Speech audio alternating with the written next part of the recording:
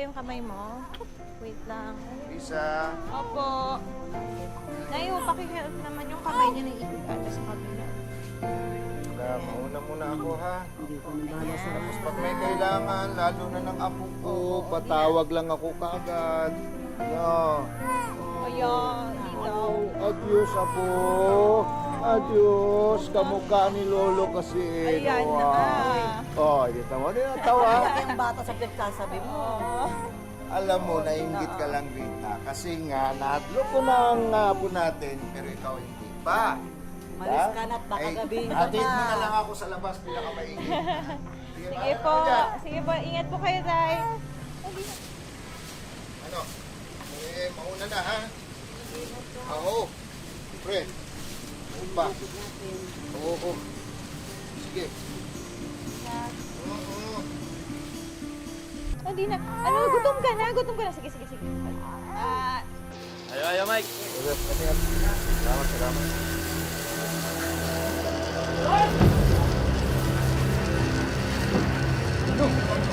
Inom! Uy, yung makina! Patayin nyo! Dito doon!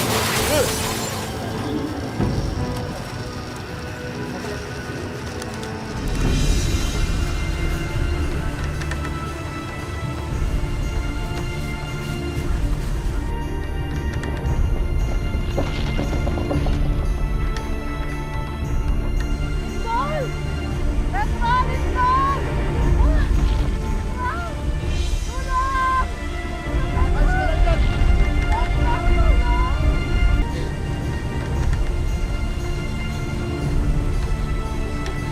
Ang hirap sa'yo. Sumunod ka pa kasi sa akin eh. Sandali, sandali.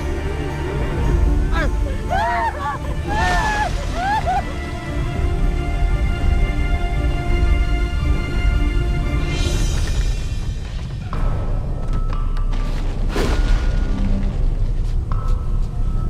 Sumagot ka!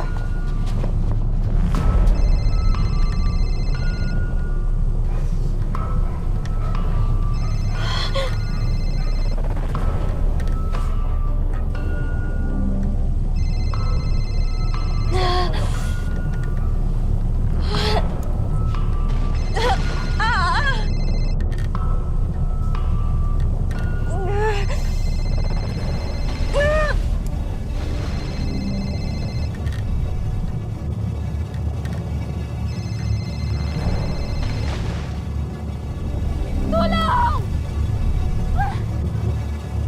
Tulungan niyo kami! Tulungan niyo na ako isa! Tulungan niyo kami! Tulungan niyo kami! Tulong! Patiin ako. Tulong! Tulungan niyo nanay ko! Tulong!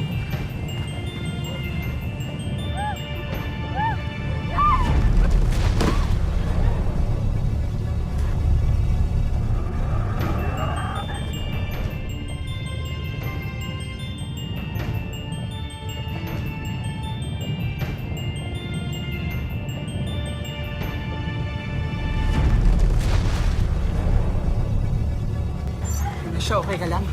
Oo. Ikaw? Okay lang ako. Ang lakas nun ah. Oo nga eh.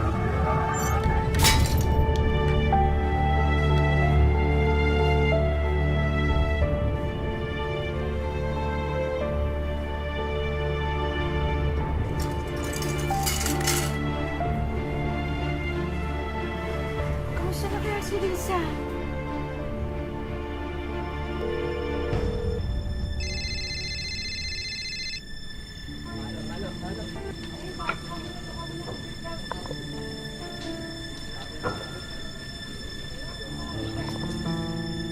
Ayos ka lang. Ayos lang ako. Tayo na, tayo na. Risa! Lisa! Lisa! Lumindol! Lisa! Risa! Yung apo natin! Ano ba yan? Lisa! Dali, baka ako ano matakang mo. Lisa!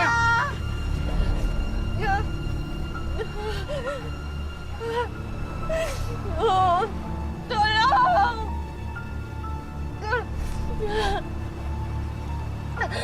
Tulong! Lisa! Lisa! Lisa! Lisa! Nasaan ka? Nasaan yung bata? Lisa! Risa! Apo ka! Saan yung bata? Yung taas na Rita, baka mamaya mabagsakan ka ng Risa. Risa! Risa! Risa! Risa, tulong!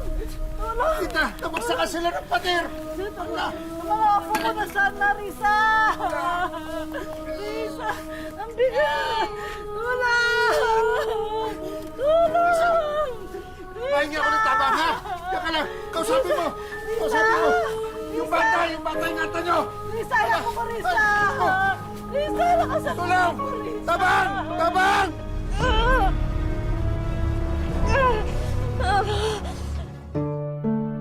Noong ika-6 ng Hulyo ng taong ito, isang malakas na lindol ang tumama sa Kabisayaan. Sinira nito ang maraming istruktura, kalsada at mga tahanan. Ngunit higit sa lahat, marami itong buhay na winasak at permanenteng binago. Isa na rito ang pamilya ni Risa Rosales, isang ina na handang isakripisyo ang kanyang buhay para sa nag-iisang anak. Magandang araw po mga kapuso. Ako po si Vicky Morales at ito ang Wish Ko Lang.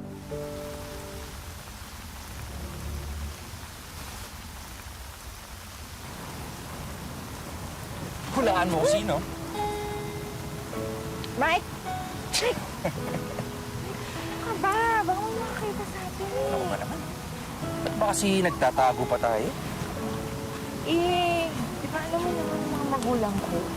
Ayaw pa nila ako magka-boyfriend. Tsaka gusto mo nila makapagtapos ako ng pag-aaral. Lahat naman siguro ng magulang, ganun, di ba? Ayaw nilang magka-boyfriend ka o ayaw lang nilang mahirap na kagaya ko? Ano ka ba? Anong ganun? Eh, siyempre. O, ikaw ba? Sige. Kapag nagkaanak ba tayo, gusto mo magka-boyfriend agad? Nagkaanak tayo? Oo. Bakit? Ayaw mo ba? So, ang ibig sabihin ba nito, gusto mong bumuo ng pamilya kasama ako? Ha? Mainit. Siyempre. Nakakita. Uy, umuulan. Lisa, I love you. I love you too. Halika na, umuulan na. Umuulan na.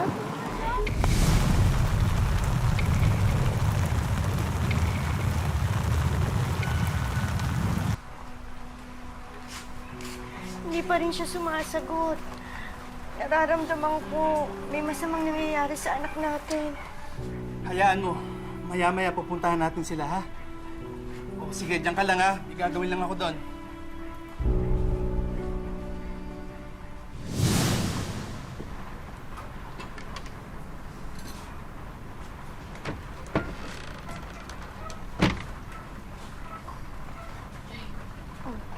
Masama ba ang pakiramdam mo? May sakit ka ba?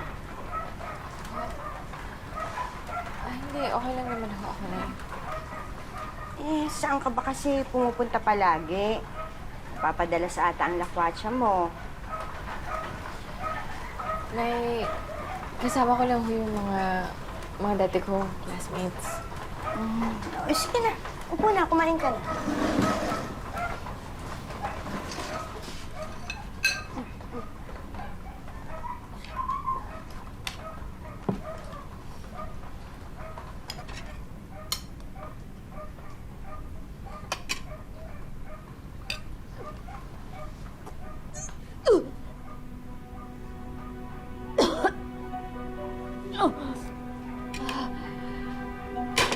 Sino ama niyan? Nay, Ha? Sino ang ama niyan? Sino ang ama niyan?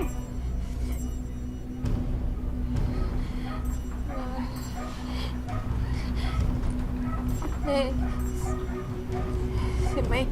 si Mike ho. Paano mo nagawa sa amin to? Pinag-aral ka namin inalagaan. Tapos gagawin mo to? Nay, mahal ko po si Mike eh. Mahal?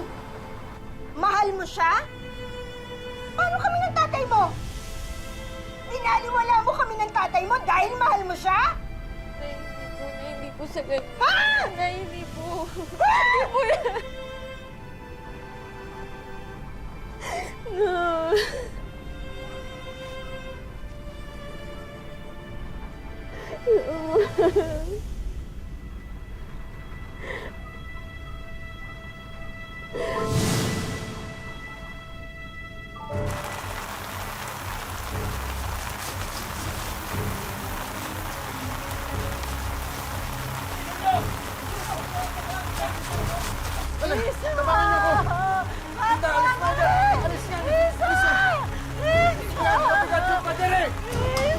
Ano gagawin natin? Isa!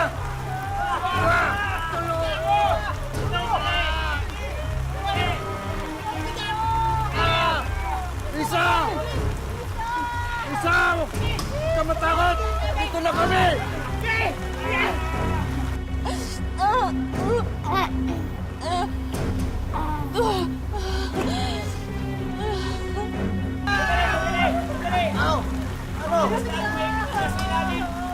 Ano mabuting gawin?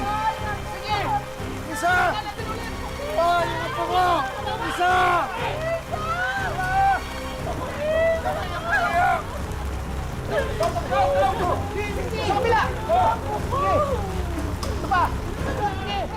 Sa ilalim ng mabigat na gumuhong pader, unti-unting nanghihina na si Risa. Pero pipilitin niyang lumaban para hindi madaganan ang kanyang anak.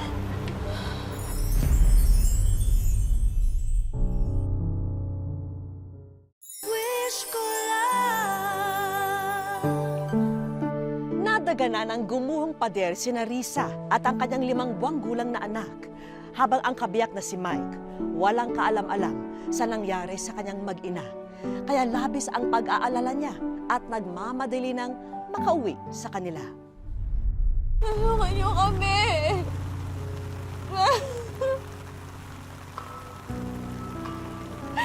Tulungan.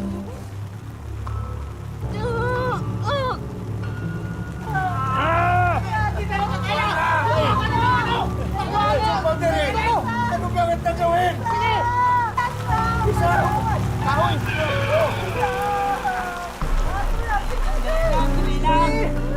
Kapit lang! Tulong.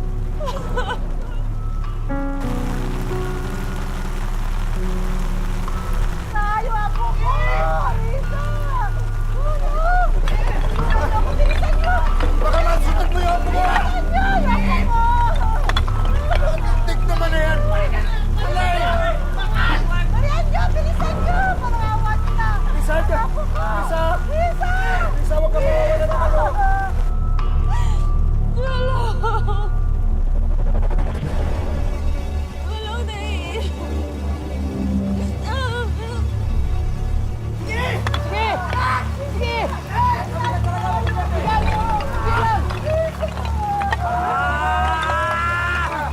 Lisa, sandali lang! Hanap kami na ibang paraan! Hintay natin na sa bayan. Kunin nyo na lang kaya yun. Kakatawag lang sa bahay. Sarado na lahat ng kalsada. Baka matagal pa bago makarating dito. Sige na lang, buhatin na nga dito. Sige na!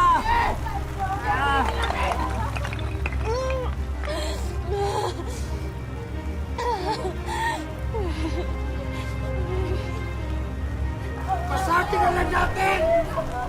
Pasakin na lang natin! Hindi, hindi! Delikado yun! Baka madagalan nasa loob! Kawawa sila! Buhatin na lang natin! Kaya natin to! Dali! Dali! Dali! Dali! Hoy! Hoy! Magpuan ko po dito! Ang ito barangay! Dali!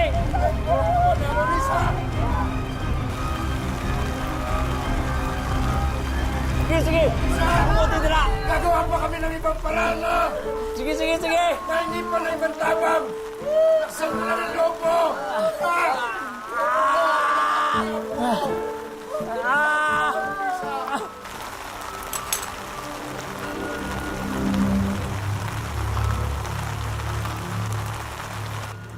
halong pagod at panghihina na rin ang nagpapahirap kay Risa. Kaya tila huling lakas na ang ginagamit niya para sanggahin ang konkretong pader.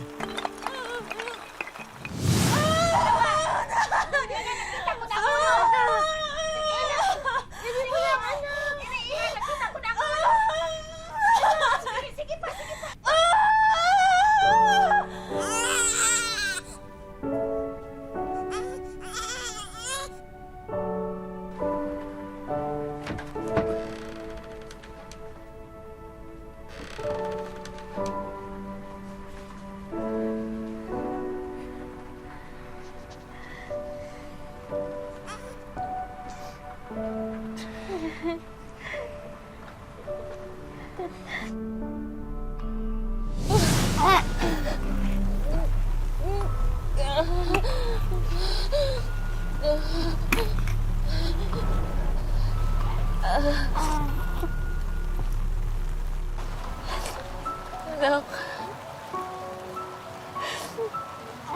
Tatandaan mo, ha? Mahal na mahal ka ng nanay.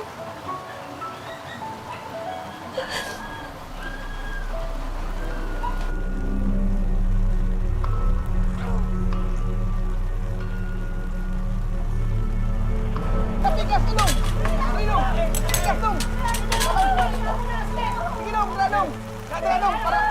Kaya bukat yan, Inong! Dali! Oh! Oh! Oh! Oh! Bakit ko matagalan?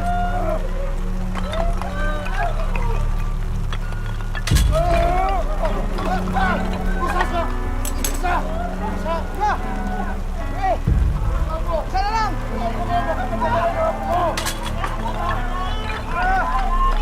Dali lang eh! Sige! Isa! Isa!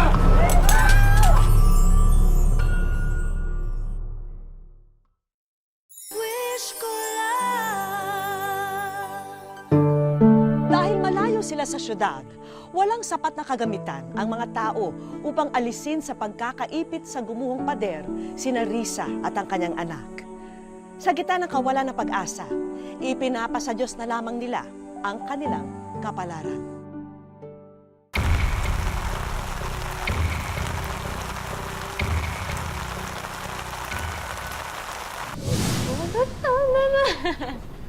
Alis na ako, Palangga. Alis na ako, ha? Alis na daw tatay mo. Dali. Anak, alis mo na si tatay, ha? Kailangan mo nang kumayod. Para pa yan sa bunyag. Para doon, tsaka para sa pagpapakasal natin.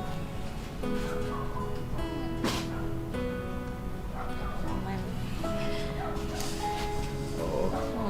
Hindi ko pa yun nakakalimutan. Kasi pangako ko yun sa'yo, tsaka naman sa nanay mo.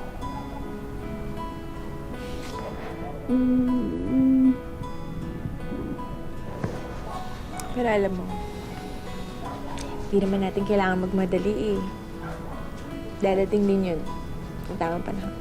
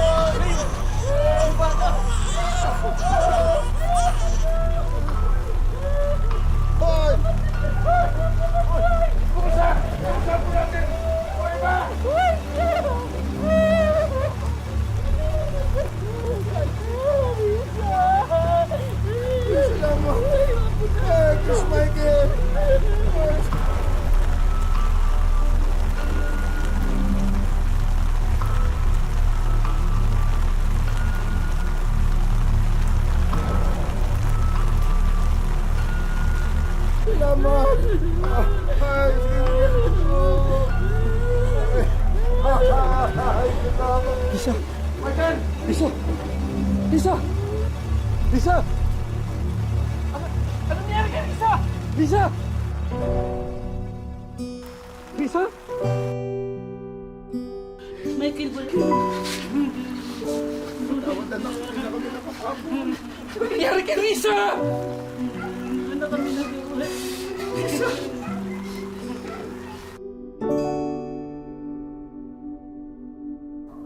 Sige na, baka malit ako sa trabaho ko. Ha? Sige, Sige. mag-ingat Bye, ka, anak. ha? Balikan kita dyan, ha? Balikan ko kayo. Bye na daw. Bye-bye. Sige. Bye-bye. Ingat ka. Risa!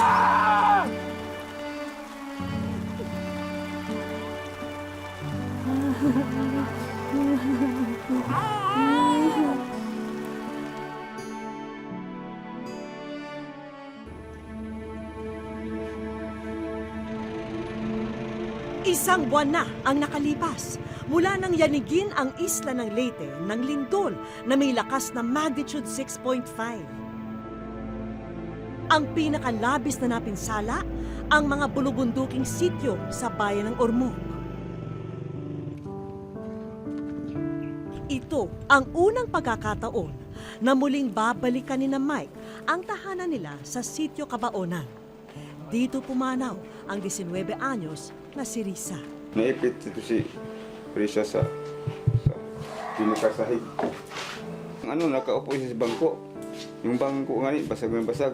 Tapos, pag sabi na nga si Risa nga naipit na, papasok ko dito, kinuha ko yung bata dito sa lalim. Nakahiga, nakaganyan ang bata. Nakita ko yung kamay ni Risa, buhay pa siya. Ganyan, patulong.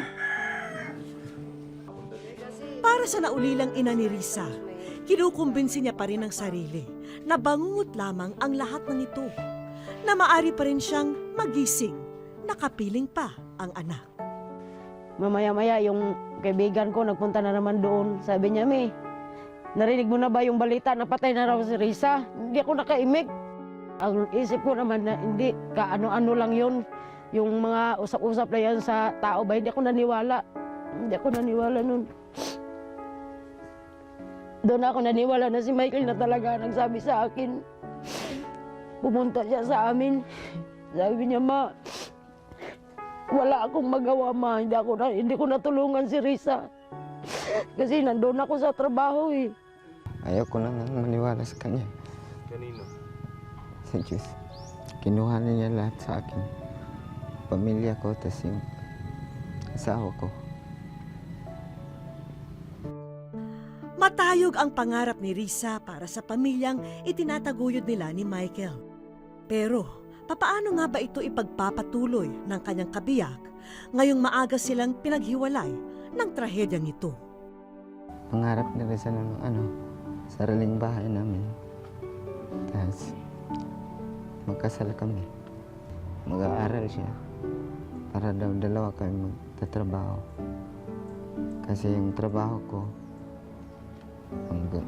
hindi permanente. 2 buwan, tapos wala namang trabaho, tapos meron naman. Gusto niya yung 2 kami magtrabaho. Ganun pa man, kahit abala sa trabaho, hindi pinapalampas ni Michael ang pagkakataon na makapiling ang anak na si Chris. Kung nasan ka man, mahal na mahal kita. Tapos yung baby natin, di ko yung pababayaan. Palalakihin ko ng maayos. Paaaralin ko. Para naman sa mga magulang ni Risa, pinipilit na nilang bumangon paunti-unti at magsimula ng bagong buhay na malayo sa pinangyarihan ng trahedya. At sa pagkakataong ito, bahagi na sina Michael at ang kanilang apo sa kanilang mga plano. Gusto ko talaga na umalis na kami dyan eh. Kasi masakit eh. Makikita ko kung saan si Risa lagi magpunta, saan mag-upo. Risa, sana naman tulungan mo ako mag-alaga sa bata. Kasi alam ko na nandyan ka eh. Kahit kaluluwa ka pa, makarinig ka sa akin. tulungan mo na lang ako na mag-alaga sa bata. Wag mong anuhin siya na yung mag-iyak-iyak magabi. Yung tulungan mo na lang ako na walang sakit-sakit yung mga bata, yung bata. Siya alagaan ko yan hanggat lumaki. Habang buhay pa ako, mintas buhay pa ako, alagaan ko yan.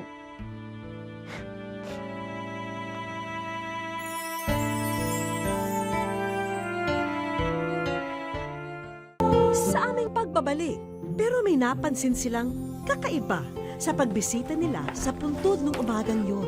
Kayo ay nasa.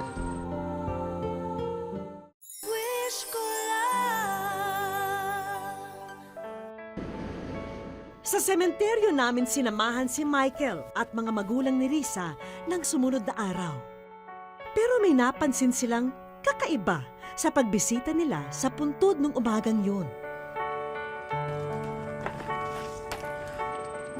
Niyanig man ng trahedya ang inyong tahimik na pagsasama. Naway maipagpatuloy nyo ang buhay sa mga naiwang alaala. Kayo ay nasa.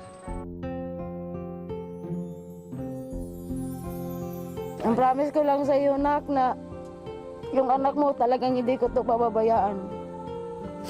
Dadalhin namin siya sa magandang ugali. Ipaalala ko sa kanya na ganyan ang nangyari sa inyo.